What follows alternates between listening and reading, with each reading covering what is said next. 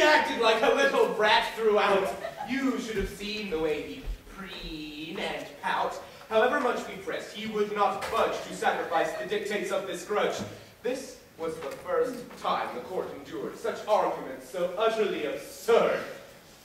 No, sirs, he said, that far I cannot sink. I cannot help it if his verses stink. But why should it be such an awful sign if this man cannot write a decent line? I'm sure there must be something worse than a man who cannot write a pleasing verse.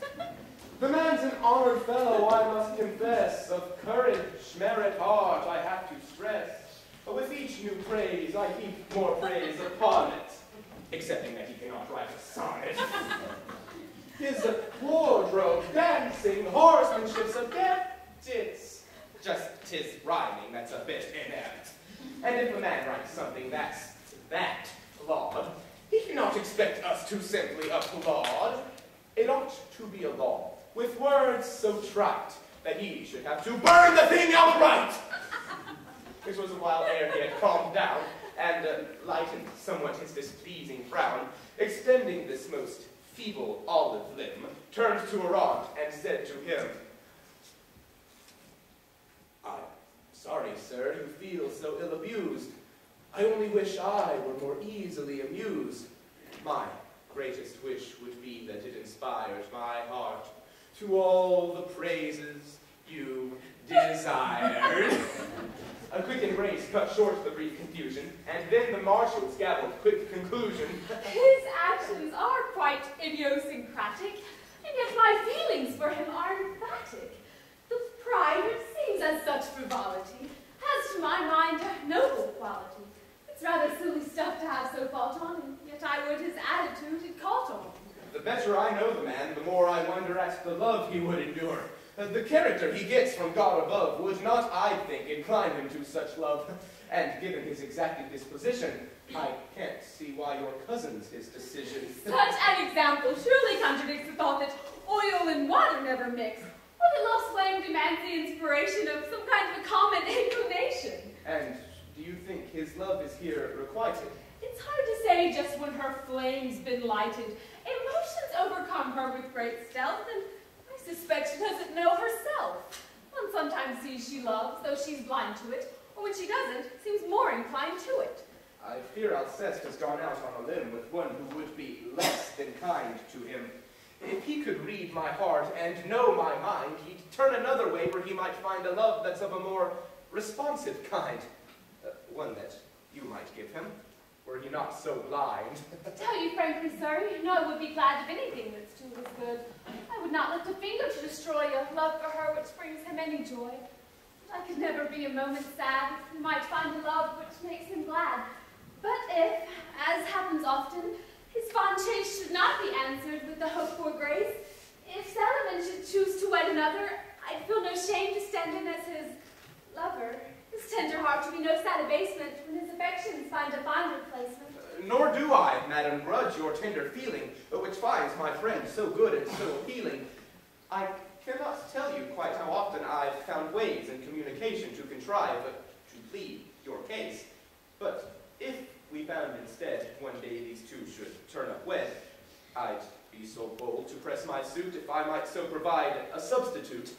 If you find one day you less adore him, I would be pleased if I might fill in for him. You tease, Fullon. No, madam, I'd not dare. I couldn't be more earnest if I'd swear. And I'll await the day when I might be revealing to you expression of my deepest feelings. Ah, madam, glad am I to find you here. You must avenge a touch which strikes me near. What is it? What brings you to such a feeling? I only know, madame, that I must leave her. My universe has been so badly shaken, all that I knew until today's mistaken. I'm done with. I cannot.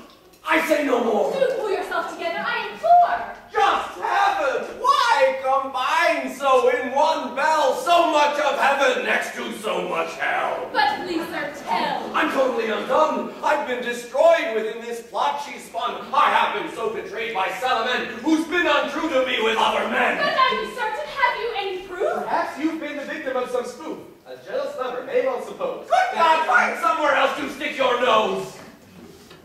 proof right here that you request. A letter in her own hand she addressed to our Arant, to whom she wrote with fervor, the last man I'd imagine might deserve her. And yet a letter that's been intercepted may hold some other meaning than expected. Did I not tell you, sir, to please butt out? It's my affair and not for you to doubt. Alceste, I beg you, calm yourself now, please. 'Tis only you, madame, who now can ease the outrage of my troubled, shattered spirit.